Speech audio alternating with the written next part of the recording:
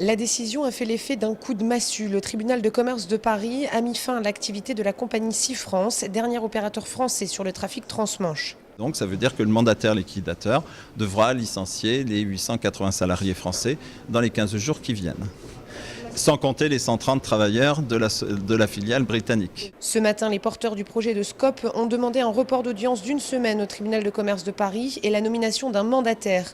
Le temps pour eux de réunir une nouvelle fois autour de la table les acteurs du projet, y compris le dernier en date, Eurotunnel, qui a annoncé aujourd'hui, dans une interview accordée au quotidien Libération, sa volonté de soutenir la SCOP.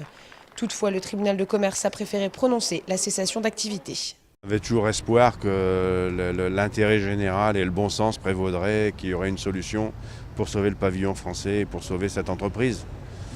Bon, manifestement, on a toujours été dans la com. Il faut dire que chaque fois qu'on a été reçu au ministère, c'était pour la com. Il n'y a jamais eu vraiment de travail, il n'y a jamais vraiment eu de recherche de solution.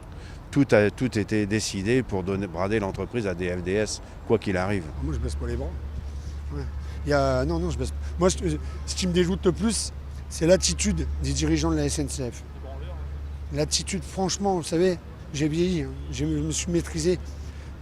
Les voir rigoler pendant toute la séance comme ça, il faudrait qu'il y ait des gens qui viennent voir ça. C'est scandaleux, c'est honteux, honteux. Azéma doit pas pouvoir se regarder dans la glace et Guillaume Pépi non plus. C'est honteux leur comportement.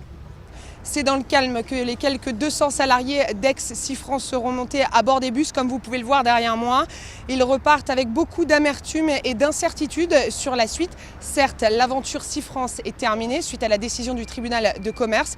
Toutefois, les porteurs de projets de SCOP restent optimistes pour la suite et espèrent pourquoi pas faire revivre la compagnie grâce à un possible soutien financier d'Eurotunnel.